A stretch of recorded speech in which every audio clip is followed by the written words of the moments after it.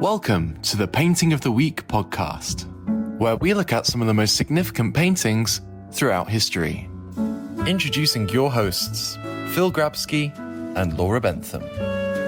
Well, hello, everybody. It's Painting of the Week, and this week, a fabulous painting. But before we start talking about the painting, should explain that today Laura and I are in separate buildings, so we're doing this recording via Zoom if the audio sounds slightly strange, but the wonders of modern technology allow us to do that. There is almost like a hurricane outside, Phil. There is a hurricane outside, or a pretty heavy... Winds are flying around. But I've had roof tiles down, which smashed behind my back door. Next door neighbours had a tree down. Okay. And it's not even that. It's only about 35 miles an hour. I mean, that's in America. United States, that's just a light breeze. Exactly. We're all rushing around tying things down. Yeah. So we've decided it's safest not to travel. Well, people have been asked not to travel today. So anyway, today's painting is The Night Watch by Rembrandt.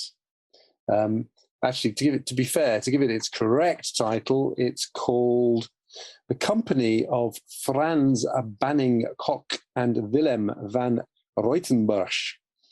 And this was painted by Rembrandt in 1642. It's in the Reich Museum. It is fantastic. It's huge. Because it's so huge, it never travels. So the only place you're going to see it is in the Reich Museum. And Laura. Yes. Question one, Phil. Question one. Yeah, go ahead. No, you're going to ask me if I've been there. Have I seen it? I am. I don't know if you've been to the Reich Museum. No, I haven't. Okay, it's on the list. It's another place on the list. I mean, come on. How many more? But have you been? Have you seen this? It's so impressive.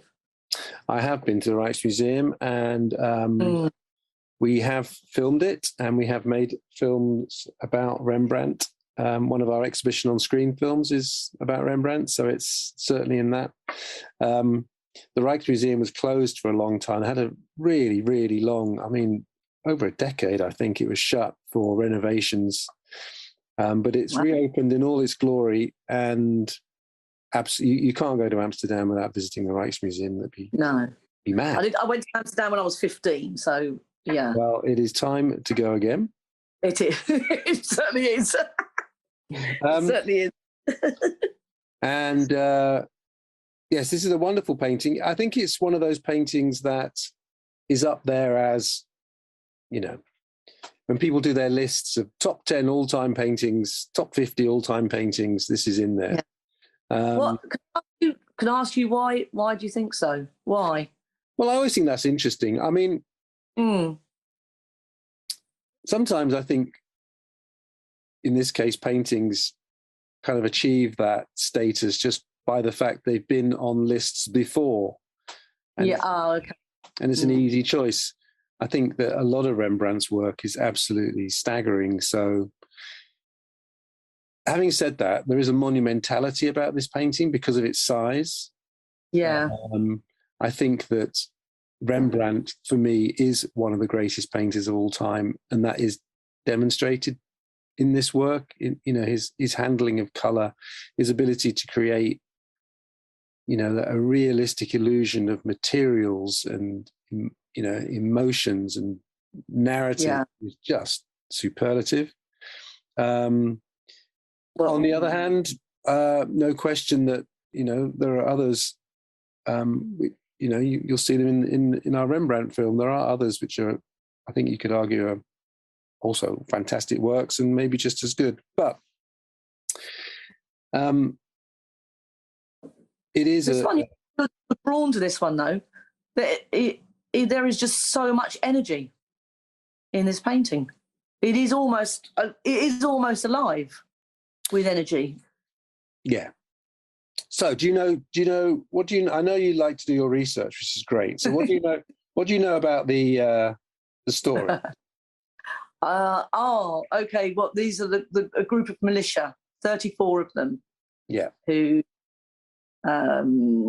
they sort of like were almost, to be careful what I say here, the guards in Amsterdam. I kind of, as I was doing my my research, I started, Dad's Army came to mind, but I'm assuming that might have to be cut. That might have to be cut out, for I don't want to offend anybody, but it just kind of made me giggle a bit. I think they're well and truly dead now, Laura. I think you're safe. Oh, okay. Well, yeah, I don't want to upset anybody in Amsterdam for sure. But yeah, that's kind of what made me laugh, because they were sort of like almost like a home guard, were they? Well, so they were basically what you had was well, first of all, the night watch is a misnomer. The paint kind of fade. Well, it's not so much the paint, perhaps, but the varnish kind of fading. It's not necessarily supposed to be dark, to be honest. It's we'll come on to that. But anyway, they were part of a citizen militia, and actually there were 18 of this particular militia who paid essentially to have their faces immortalized by Rembrandt, who was the number one painter at the time. You'll see this in other paintings where sometimes things will look slightly odd because of the amount of clearly defined faces. And that's because these people are basically paying to be in the painting. Right, yeah. So just as an aside, sometimes somebody will commission an artist to do a painting and then be rather surprised, shocked, angered when it turns up because all these faces dotted about, interrupting the main narrative, whatever they've commissioned. But it's because the artist on the side has said, do you want to be in this painting? It'll cost you a few florin, but I'll immortalize you. Anyway. Actually, I did read that, because I don't know which one you're looking at, but there's a shield, isn't there, now in the painting? And I think they put the men's names on it, the ones that actually did pay. That's right, yeah. To be there. So that came along afterwards. I mean, a lot has happened with this painting. Well, before we come on to that, so there was 18 of the militia who paid, and they paid 1,600 florins, so more in 1640. So more or less, they're all paying about 100 florins each. But some might have paid a bit more to get a slightly bigger role. Some might have paid a bit less. But these militia were, I mean, any town, village, city, even at this time, would have been surrounded by walls for all sorts of reasons, and those walls would have been shut at night. The town gates were closed. And one of the things the citizen militia did was they were responsible for guarding those city gates. They did a little bit of policing. They, if there was a royal march or a burial of somebody famous, they'd be the ones that would march alongside, bit of pomp. Yes. And like in any time in history, people like to distinguish themselves from the mass. So they had quite a high opinion of themselves, and obviously enjoyed the finery and the weaponry and so forth. What they would have been like in a actual conflict, it's hard to tell. But it really wasn't really about that. So, well, they do seem really busy though, don't they? The guns, I mean, they look like they're really getting ready to do something, but then actually you find, did they do a lot? No. Well, I mean, in this painting, they're all getting, there's that. Really, I mean, the guy in the middle who is Koch. So he's kind of, his hand is outstretched, and he's basically saying, "Come on, lads, let's go." Yeah. What they're going to is unsure, but as you say, there is there are those arms. So maybe there's somebody's coming to Amsterdam. Maybe they've been called to arms because there is. But really, what's happening here is they're kind of showing off a little bit.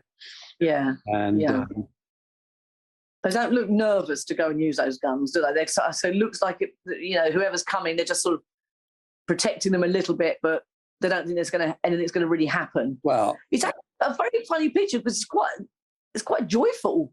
But you have funny way.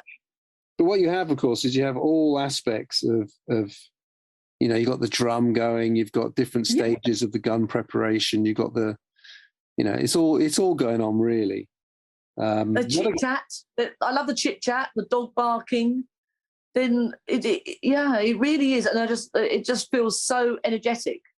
I imagine standing by it. I didn't think this before, but the movement, all the muskets everywhere, they're all pointing in different directions, so your eye is going everywhere. And you can imagine a traditional way of, if a group of 18 guys come to you and ask for a group portrait, or the more traditional way would have been you just kind of line them up and it's just a series of heads. And I've seen paintings like that in other situations. So this is a much more exciting way of presenting them. And of course, they have to be presented, they're not going to be presented as being nervous and inadequate. No. They're going to be presented as being, in fact, they kind of look a bit disorganized, to be fair. But then, and the other guy at the front we know is Reutenberg. Yes. And he's obviously beautifully dressed, and who wouldn't feel $1 million wearing, even now if I was to wear something like that, I'd feel $1 million. Oh, please do, Phil, please do. I can't wait for that day. To be fair, those two must have, well, you said they've all paid, so do you think, or is it just their status within the militia that they obviously got more light? Yeah, no, these are the main guys. These two, they've probably paid a little bit more. I mean, the light is on them. The costumes. If you look closely at their costume, I mean, it's just really. Oh, it's really gorgeous, really gorgeous. And then there's a girl, isn't there, to the left? Yeah, so the girl's interesting, isn't she? Yeah, she's their mascot. So, he's like, yeah, she must be a mascot, but it has been argued that the chicken. Oh, right. If you look closely, and you can see the chicken. Yes. So, arguably that's a pun on the word cock. And oh, that's good. I love it. and better that it was a chicken and that was that kind of pun than anything else, I guess. Yes, I think so. But again, it's kind of slightly strange, isn't it? Frankly. Yeah. And also her position. She does look. Actually, when you look at it, she does look really. She's bent down. She is, isn't she? No, I think she's just a little girl. Oh, I see. I thought she was just bending down there. Okay. But the part for me, Phil, is the part where in when is it they decide? Is it sometime they decided to chop off 4 portions of the painting to fit it in to the Amsterdam Town Hall? Well, which, tell that story. 1715, and I don't know who would have decided that it didn't fit in between these 2 doors in the town hall, so 4 sections were cut off, the main bit being to the left and a big portion from the top. But and those pieces, I mean, you must know this and have never been found, but I can't imagine how anyone would have done that. I mean, it's terrible, isn't it? Yeah. It feels. I mean, he must be. It's obviously when Rembrandt was alive. Was he? Was he really famous? Did he make lots of money, or just? Yeah. No. His star waned and waxed, but because he would spend a lot of money, and he was outspoken. I mean, he knew his worth. But there were times when he was very wealthy, and there was times when he was essentially bankrupt. So for him, then, I know obviously he died by the time they decided, but they must have realised the value within the painting and then start chopping parts off just to fit in between 2 doors. It just feels unbelievable to me that they would have done that. Well, there's another great example of that, isn't there? I mean, Leonardo's Last Supper. Oh, yeah. I mean, if you go and look at that, there's a doorway that's been cut through the bottom, the bottom of the painting. And you think, what were you thinking? I mean, Rembrandt does this painting when he is, 1606, 1642, so 35, 36 years old. He does live on for another 3 decades. Yes. So he'd have seen it. He'd have seen it installed, wouldn't he? I think it must have been. Oh no, sorry. Cut down. So what's that? 1715. That's when they said that's when they cut it down. Oh, I see. But I don't know where it was, obviously, before that. But I tell you what, you would feel annoyed, wouldn't you, if you were the person on the left and all that? I think got chopped off. What's the refund? 1, 2, 3, 4, 5, 6, 7, 8, 9, 10, 11, 12, 13, 14, 15, 16. There's still 18 faces there. Well, actually, that one's a bit obscured.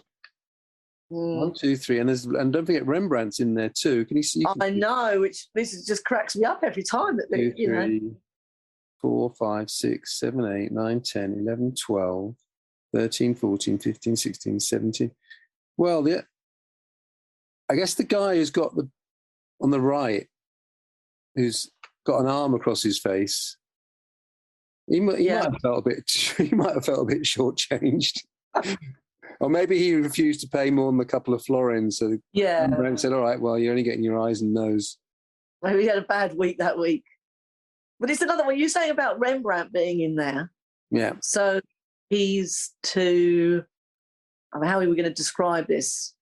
He's peering over the top of the sort of the two men to the left of William Koch. Oh, no, that's not him. It's Captain Koch, isn't it? It's William van Reichenberg. So he's peering above those two. But even so, that's a self-portrait. You think he would have done a bit more, wouldn't you, Phil? Mm. He's only popped his eye in and a little cap. What makes them think that's definitely Rembrandt then? It was just obviously at the time he just said, I've popped myself in. It's quite funny though, isn't it? I quite like it. It is brilliant. I do. But I do laugh that these painters decide to sort of think, oh, I'll just pop myself in there. Next time I'll do a painting. Someone asked me to do one. But let's look at the painting itself. So stand back from this. I mean, one of the things I love about Dutch paintings, and it's absolutely true of Vermeer as well, is that they are almost never silent. Right. So we did a film. Incidentally, of course, we're almost 20 minutes into this chat. A bit late to remind people. If you go to seventh-art.com, then obviously you can see the picture and be looking at it while we're talking about it.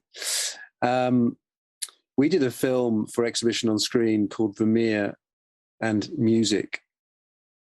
One of our first exhibition on screens. 1/3 of Vermeer's paintings have a musical instrument, featuring the painting, and this is quite common in Dutch art. And now it's not just a musical instrument, because people would have looked at it and they would have immediately made the association with how that instrument sounded. So they hear the sound of it. It's almost like adding a soundtrack. And then, of course, if the instrument sometimes they have a little bit of music on them, which some people, obviously not all, but some could read. So they'd hear what was being, what was on that score. And similarly here, this is full of noise. Preparation, the drums going, people are chattering. Yeah. You're all those muskets in various stages of preparation, all making a noise. The pikes are kind of clattering in the back, and people are probably shouting and cheering. And I love that. Then the use of light, as ever. A great artist like Rembrandt, completely controlling our eye. Close your eyes, open them. In this case, interestingly, you go straight to the two central characters because they're so bright. Yeah. So, obviously, But then your eye is then, in my case, what happens to my eye is it goes left because you've got this apparition. It's almost like the Virgin Mary there, it's, that little girl, but there's no missing her, and your eye goes there. And you're helped to go there by his arm and the guy's leg, which is in total shadow. So you go to her. When you look at her, so I think this is all brilliant. You look at her face first, because that's what you do. Then you go down her dress. Bang, what do you see? You see a diagonal musket. Yeah. The eye drawn up that musket. It can't help itself. Bang, up it goes. Gets to the top, sees his hand, does a little jump right to the guy's face. Look at the face. Then your eye is attracted to a bit of white to the left. So you go left, and you see the two faces and the white neck decoration. You look at those faces, and there's an even brighter face far left. You go and have a look at that. Your eye's wondering what to do next, but it's helped. Rembrandt gives you I don't know if you call it a pike really, but it's a weapon of some sort, gleaming, the brightest instrument, deliberately, because he wants your eye to go to it. Your eye goes there, travels up it. Eyes wondering what to do next. It's a bit like those amazing athletes that kind of jump around building rooftops, and so your eye, you're tottering at the top of that metal pike, and then it jumps across to the flags. The flags are there deliberately. Again, they've got that lightish yellowy color. Maybe that once that was even brighter. They are then diagonal. You then slide down it. It's so clever. Yeah. Down you slide to the guy's hand. You then bounce along his shoulder, and if you need any help, there's a little bit of, again, the white around the neck takes you to his face, quite bright. You're looking at his face, then his shoulder takes you down to the guy to his right. Meanwhile, you pass a winking Rembrandt, or a Rembrandt who's kind of giving you a metaphorical wink as you go past him. All right, I knew you'd be here. I knew you'd get here. Bounce off Rembrandt's face to the next guy. Then there's a guy who's kind of half a face, really. And I'd missed him in my counting of 18. I can't imagine he counts as one of the 18. I don't know. Anyway. No. Then you got the face with the guy with the tallish hat. Now, you might go down to the guy with the face, but if you do, again, Rembrandt's helping you out because he's got that pike, which is at a diagonal, taking you back along. He then takes you out of the center of frame to the right, as we're looking at it, where there are 6 characters. Again, you probably go along that pike and then drop down. You've got the 2 guys on the right with the drums. Then you see the guy with the black hat. And you work along his arm. His arm takes you back to the guy with the bright face. You drop down. Yeah. Now you see the guy holding the musket. Again, Rembrandt's put a little bit of white, bright paint on the end of that musket, so your eye's attracted to it. When you get there, your eye's then attracted to the bright spot on the front of the helmet of the older guy. Bang, you're back to the 2 guys in the front. You've had absolutely no say in it. Rembrandt knows exactly what he's doing, and he's sending you around in this clockwise circle. And he makes sure that basically you look at all 18 characters, and you start at the beginning and you come back to where you started. Honestly, it was like Alton Towers, that was, Phil. It is. It's like a helter-skelter. It's so good. I mean, it is.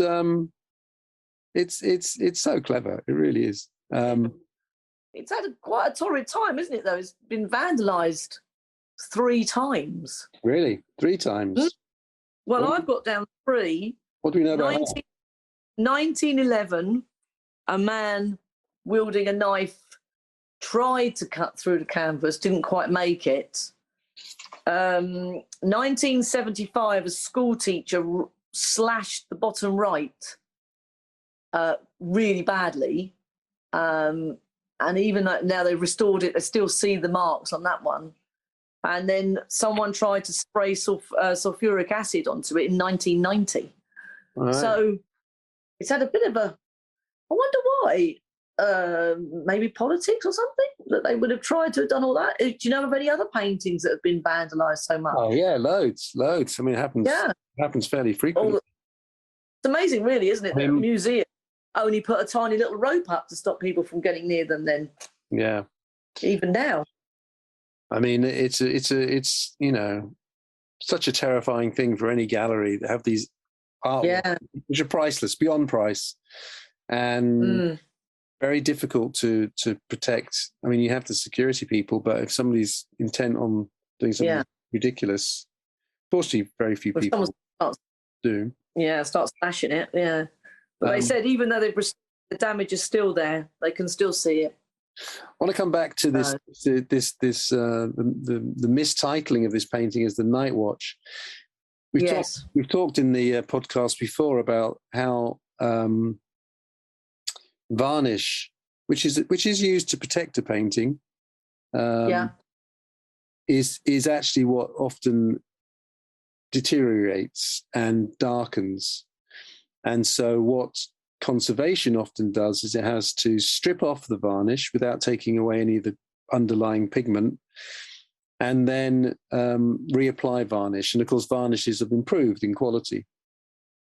If you've ever seen an artwork in the middle of conservation, the difference between the old varnish and the unvarnished or the new varnished painting is extraordinary. So this artwork was never meant to be a night scene. No. The darkness in the background was just deliberate on Rembrandt's part, and in fact it's something in Baroque art which is just to highlight the subject. Think of Caravaggio's artwork. Yeah. You don't look at them and think that's necessarily night. It's just that the darkness of the background is pushing forwards the subject matter in the front of it. But over the years, as you apply varnish, and there is an argument, there is a story that one of the things about this was that Rembrandt, and it's true of his works, he knew that you had to kind of step back a little bit to look at them for the colours to fuse together. I think Rembrandt absolutely thought really very carefully about how the human brain works, how it works to construct an image. And this is something that goes through art history, and it's one of for me, one of the magical elements of art history. How we talked about this, didn't we, with Duncan Grant? How you look very closely and just two little strokes of black, but actually you step back and it's it's the woman's boots or her hat, et cetera, et cetera. So, but these dealers, apparently, to help fuse the colours, they just kept putting on more and more varnish. Because I guess there's a sense of magnification, very light magnification every time you put on a layer of varnish. Anyway, that just meant that the whole painting darkened. So now the painting has been restored, and when you go to see it now, it's not in the state that it once was. But you'll see this. I mean, another very, very good example. Sorry? Is it really bright when you see it now? Is it quite bright? It's brighter than it used to be. Yeah, absolutely. Yeah. And the other example of this, for example, there are two wonderful works by Leonardo, Virgin of the Rocks. For various reasons, he ended up doing two of them. And the Louvre version has been restored and is noticeably brighter than the National Gallery version, which they haven't chosen to restore. Right. There's a danger with restoration, of course, because when you take off the varnish, you're at danger of damaging the pigment that's underneath. So, well, at least you're not attempting to cut off the ends to fit it in. At least you don't. I just can't get over it. I just think, well, yeah. Can you imagine? I just can't. Still, if those pieces ever turned up, which they won't now, obviously, they must be gone. So remind me where the four pieces were again. Well, most of it was to the left and the top. And the top. Well, I guess it's probably like when you cut a photograph to fit in a photo album. So I imagine, I mean, you got your 18 characters, so I imagine it was just, I mean, it does feel, on both sides, they feel very tight to the edge, don't they? Yeah. I mean, I guess the top... Now, because I always do my research on Google, so I always worry, but there was somebody called London's, I don't know if you know this, who painted a copy of it. And before it was cut? Yeah. Oh, right. Okay. I'll be interested to see. Have you looked at the comparison? Only because, I thought they'd taken... trouble is I'm not sure what I'm looking at now myself. Yeah. I need to be more efficient on this, Phil. Well, I think people are going to have to go off from here and see what they can find, on Google. Well, or, of course, go to Amsterdam. Well, the best place to start is with our film on Rembrandt, because there are so many great paintings in there, including this one. Yes. We've done a couple of films about Vermeer, if you're interested in this period, which is, the Dutch Golden Age rightly has that name. 5 million, they estimate 5 million paintings. 5 million paintings, just imagine, were painted at this time on the back of, an empire. So you've always got this, why is Amsterdam, why do you have people like this and this finery in Amsterdam? And, well, it's on the back of sea trade, and the Dutch had gone to Asia, and particularly spices. You needed the spices because there was no refrigeration, so you'd spice your food to mask the taste of it going off, etc., etc. So, and or just to improve the flavor anyway. And this little country, and was a fairly small country, became hugely wealthy. Yeah. And Amsterdam, to this day, reflects that. So fabulous painting, lots of history. Rembrandt, definitely. Check out 7th-art.com for more on Rembrandt, on Vermeer, and we'll see you for the next painting of the week. Yes, indeed. Thank you for listening to the Painting of the Week podcast. For more information, please visit our website at 7th-art.com or contact us by emailing info@7th-art.com. See you next time.